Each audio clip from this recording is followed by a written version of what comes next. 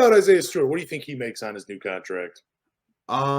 This is really tough because I'm probably the worst person to ask in terms of like contracts because I always undervalue the player and I'm a cheap bastard.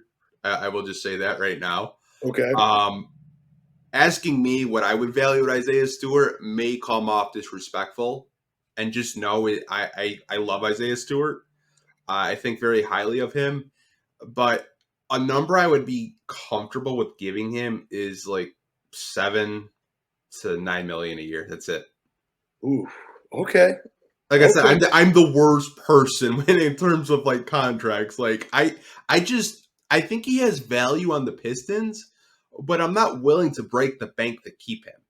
Like I think what he does is you see a lot of guys in the NBA do what Isaiah Stewart does do.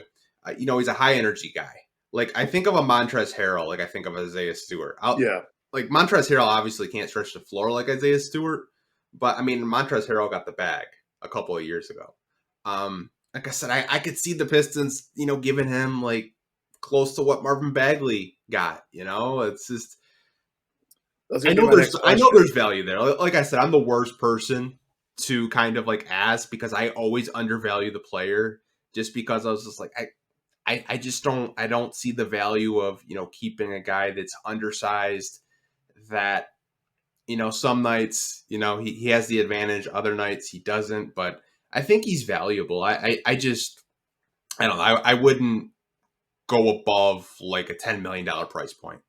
Yeah, I think he gets $9 million is not bad for what he brings, though, especially since he's going to be like the fourth big man on this team because it's going to go Duren. They traded for Wiseman. We talked about this last week. The future is probably the two big lineups with Duren and Wiseman. That's probably what you want to work out the most. Isaiah Stewart, he doesn't have that unique of a skill set, but he has a skill set that fits the Pistons, like you said, but it also makes it so he can play with Duren or Wiseman or Marvin Bagley. He has made himself gave himself enough versatility to play with each of those guys on the offensive end. And defensively, he can't protect the paint like some fives, but he can still do a decent job. Like he can get a body on guys, he can switch, make guys on the perimeter uncomfortable. You just don't want to put him out there full time. He has a pretty good skill set. I think $9 million is fair.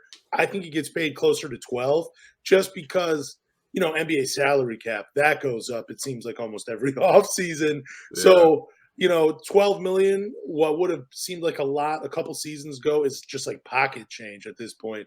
I think $12 million might even be a low end. Like I wouldn't even be surprised if Isaiah Stewart maybe even made a little bit more in that role, depending on, how much teams can afford. Yeah, it's hard for me, man. Like I always undervalue players. Like I remember when I was doing a live broadcast with Koo from Locked On Pistons and Bryce from Pistons Pulse. We were talking about Saddiq Bey and what an extension for him would be. And I said, most I would probably give Saddiq Bey is like $8 million.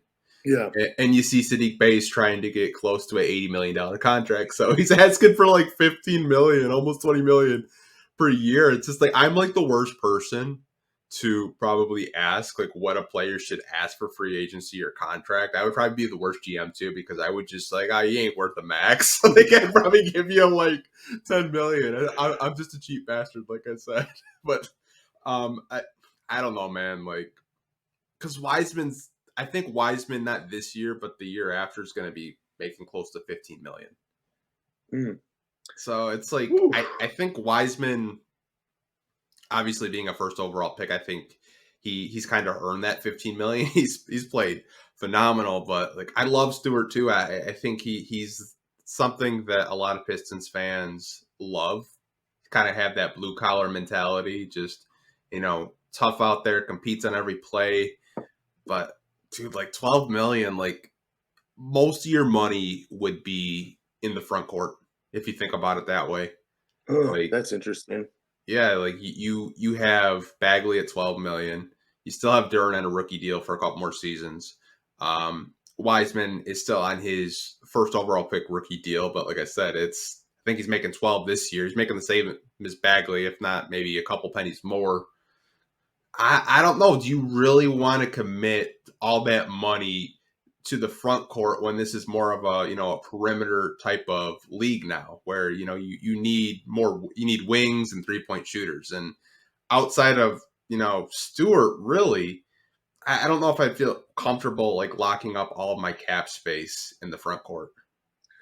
Yeah, I don't know. I don't think 12 million's that bad though for him in today's NBA.